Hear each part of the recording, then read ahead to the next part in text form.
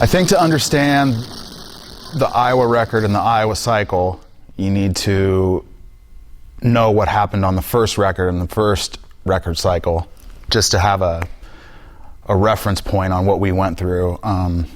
The record cycle for the first record was horrifying. New band, trying to make it.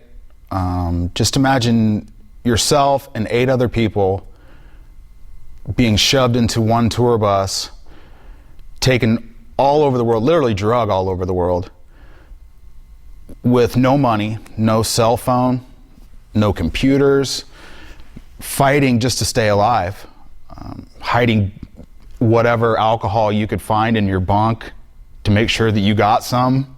You know, when the whole band on the rider gets one 12-pack of beer for 9 guys. It was war. It was war with food. It was war with everything. And the shows were war, especially. You couldn't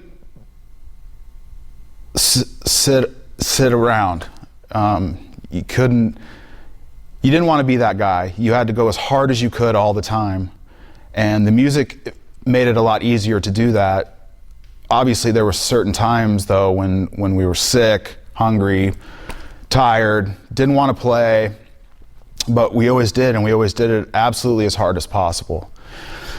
And then you start getting noticed, and then the record label starts coming around, seeing the shows, and at this point, at least for myself, I didn't know if we were a big band, if we were, you know, just a flash in the pan.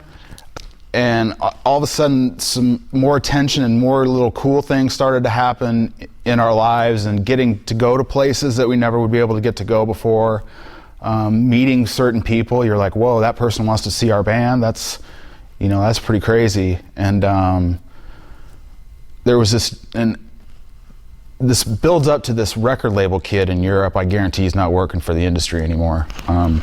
He came up to me and he was like, man, if all we got to do for this next record is write 3 Wait and Bleeds, and everything's going to be great, And I was just like, what? Like, this is what's coming at us the whole time too. Now the money and everything's starting to come in, and people are like, wow, this band is really going to do it. So we better hurry up and get the cash out of them before it ends, because who would think a 9-person band's ever going to stick together?